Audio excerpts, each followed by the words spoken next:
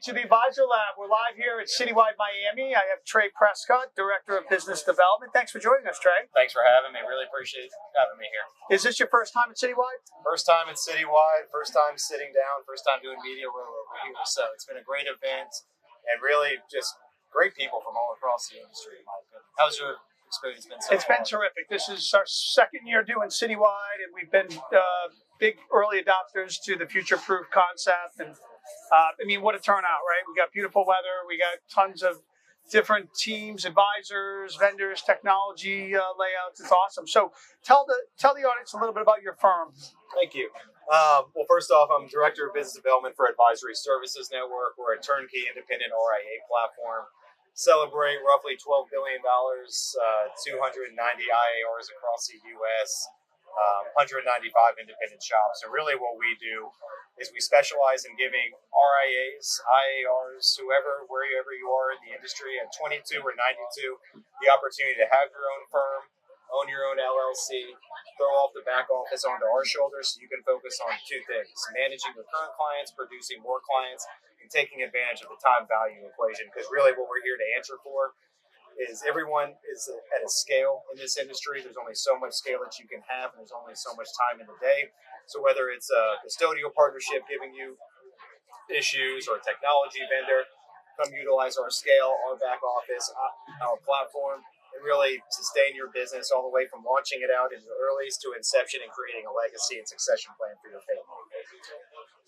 We at Scion, of course, along with our podcast, obviously we're a multi-product solutions provider to the broker-dealer channel. So we have a very clear lens to the advisor community. It's a very competitive landscape. You guys have been around how long now? About 16 years on the RIA platform side. Overall, though, our founders have been in the industry almost 50 years. Okay. Now, considering a lot of advisors are being wooed, they're typically focusing the broker-dealers on big teams, multi-billion-dollar teams. W-2, big checks, all the things, all the proprietary, all the models. You guys have made it more of a focus to really go after some of the smaller practices. Is that accurate? And is it something that you guys are doing consciously, or are you just trying to stay away from the crowded end of the swimming pool? No, it is a crowded at the swimming pool with that end, but we take a different view into the industry. You can be a $50 million advisor at $50 million at 1%. That's a $500,000 revenue line. You pay us 12 basis points. You net $440,000. So basically an 88% payout with 100% ownership in your brand, clients, data, and LLC. Name another firm you can do that. Be independent. Be rep as PM. Use the technology partners that you want. What we saw in the industry is we specialized before ASN in building RIAs, broker-dealers, banks, and exchanges. We've helped build some of the largest partnerships and groups even here at Citywide. What we wanted to answer for was a group of entrepreneurs that were severely underserved, not taken seriously, and if they had less than $500 million, they almost got shooed off from the big providers, and having their own ADV became a liability or a function of on a service organization like that, on an operational team, or they just didn't have the leverage to get the pricing advantage that larger shops wanted. So what we wanted to do was bring the opportunity for advisors, whether they're a $5 million advisor or a $5 billion AUM rep, the opportunity to own their firm, own their brand, own their clients, own their data, and work with a firm that does exactly what we say we're going to do, alleviating the back office on our ADV so you can focus on the front office. And look, it's working. We got roughly $12 billion. I'll probably get us somewhere in the $13 to $15 billion range this year. We spoke to about 376 groups last year without really any marketing or crazy PR campaigns. It's all warm, it's organic, and truthfully, I couldn't be more bullish on where the advisory side of the RIA segment of the industry is taking this industry at large. How big is this market where you're sort of 500 and below? Would you say, does it have just an unlimited abundance because there's a lot of people coming into the business? I mean, because we hear assets are growing. We've been on a historic run since COVID, really, and we can go before that, but inflation is, everybody's books have grown. COVID was not a real market crash. That was kind of a fall on all. The market will come down back to reality at some point. I don't believe the advisor market will.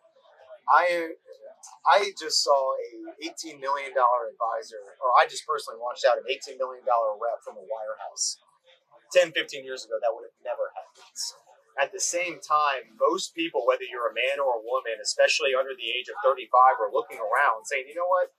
My Rolodex is just as impressive as this advisor's. I'm smarter than this advisor, and I'm pushing the product this advisor and firm wants me to. So I don't care if you're a CFP, Series 65, CFA, CPA.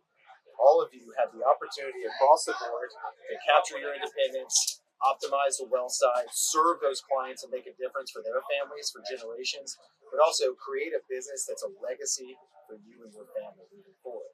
And just as I mentioned, you can now go out to market, and whether you're 25 million or 25 billion, there's a place for you in this industry, and you just have to find the right partnerships. And we believe that we've really captured the sub-billion-dollar market because we're not owned by private equity. We're not backed by institutions that are trying to make us push product. We can do exactly what we want to do and allow the advisors to plant their flags of independence with our flag and be the platform solution that they need all the way from inception of their business to legacying it down the road when they're ready to retire. Well, that's an interesting point you make, not being owned by private equity. That's important to advisors. Things change when private equity money comes in. We know that. How do you deal with that question? Because I'm sure you get it from these advisors. Like, how do I know you're not going to be private equity owned in 3 years, 5 years? You got to roll the dice, kid. Sorry, but if we're 40 billion, in 5 years, that's the case. Like, how do you deal with that? One, you can ask my dad. I'm a terrible employee, and I got that from him. He's a terrible employee, so there are probably not many PE or investment firms that really want to work with guys like us because we're very upfront, we're very transparent, and if I have to tell you to piss off, I'll tell you to piss off. But I do that for our reps. And our reps have trusted Tom and I to take their independence and to take their family legacy. We take that very serious. And look, I don't think all private equity and investment banks and family, they're not bad. They all serve a great purpose within our industry. But there's going to come a day where there's firms out there that are owned by 1, 2, 3, 4, 5 different types of firms, private equity shops, or investment banks. There's going to be a day where they can't pay those bogeys back, or they're just replacing private equity left and right, and all that means that's new product shoved down the advisor's throats. At the same stead, there's some unbelievable PE and family office partners out there that are allowing advisors to not only grow their business, but give them the liquidity that they need to, one, create the next generation of advisors, but two, serve the families that have entrusted them with their wealth. So I don't think all private equity is bad, but there are some players out there that are using PE like they're independent. They're just not. Right. If you're a W-2 advisor at a PE-run firm, you're not independent. You're a cog in the wheel for the next sale. Right. So what's typically, in your viewpoint, the aha moment for an advisor that chooses to go full, go independent? What needs to happen? Is it one thing? Is it... They get pissed off at their branch manager who they have to report to. Right. If they already have a branch manager they have to report to, they're already going up the river. Right. But typically when they read their privacy agreements and their agreements that they signed when they were in their 20s and 30s, realizing and giving up everything from their book from a privacy standpoint to a proprietary standpoint, that's when they usually say, I got to start calling people in the industry and see who's out there and who can best serve my next level. Talk about the infrastructure you guys have set up, because I hear a lot of advisors say, I left this firm because I couldn't get anybody on the phone. I couldn't get service. Their investor relations was weak. They screwed up my paperwork. I don't have enough products on my platform that I want to use I'm getting, I can't compete with the wires because I don't have, it takes forever to get, how do you build that? It's a unbelievable point you're making right after the private equity conversation. Yeah. A lot of what the PE firms are doing they're trying to bastardize the RIA side of the industry to what the wirehouses were with AI, chat agents, and all that. Right. Excuse me for saying this, but just that kind of BS. Yeah. I don't believe in that. I got a 3-year-old and a 1-year-old. I want that 3 and 1-year-old to have the same life experience, growth experience that I did. And look, I'm someone that's on airplanes all the time, always calling Comcast or cable or airline. If you think people want to talk to chat and AI agents about, I don't care if they got an Alexander Hamilton $10 bill sitting in their pocket, all the way up to a $10 billion firm. They want to be serviced by humans. PE firms are really, I think they're hurting the AI chat type market with how much they're trying to force advisors into it, because all it's doing is driving those advisors to us. And we have decided that we're investing in humans and for the decades. I could invest in the years and have a nice next 5 to 10 years. but who would I be and what would the advisors think if I actually did that? And Tom did that as well. We've decided to invest in humans, those people that are leaving the PE firms on the operations team, the transition teams, and the compliance teams. Call Advisory Services Network. We want to hire you. We want you to intersect with our advisors who have entrusted us with their independence so that we can be that large independent advisor. But it's not just about scale and being large. We want to be the most trusted independent RIA in the country. And I think we're getting there. After 16 years, the proof is in the pudding with the amount of IARs and reps and AUM that we have. But truthfully, we're just now getting the story out there. We did that for a reason. We wanted to be completely ready for nationwide independence, and we are. To conclude, if you're thinking about the last 5 teams, say, you've recruited, and I'm assuming some of them were weighing other options with, call it, top 25 broker-dealers in the country. Now, it's not just about broker-dealers, RIAs as well. There's independent RIAs that are trying to do that as well, or broker-dealers that are trying to create an IAR and RIA-type platform, but are still nickel and diming people. The RIA side is much more tied up, transparent, and you know exactly what you're paying for when you're paying. That's already no, I just want to differentiate the broker-dealer. I'm glad you brought that up. Broker-dealers more transaction, RIAs fee. Yeah, RIAs. I mean, I sat with one of a top 10 national, and his RIA was bought. Yep. Now he's part of them. I'm like, what do you want to talk about? I got 3 products, and he's like, well, yeah, talk about student housing, okay, but this still has to go through your home office. Yeah, so you don't have the autonomy to just do this now, right? And that in itself is kind of encapsulates the transformation of you go fully independent to be fully independent, but now you get rolled up into an RIA. Look, you just have to decide who you want to be. We have decided that we are not a proprietary product-based firm. We have decided we are an SEC-registered investment advisor, and our job is to make sure all of our reps who have entrusted us with their independence, same thing with the SEC when they trusted us to establish our own ADV and our own RIA. We're making sure that those advisors stay within the risk objectives and tolerances that them and their clients agree to.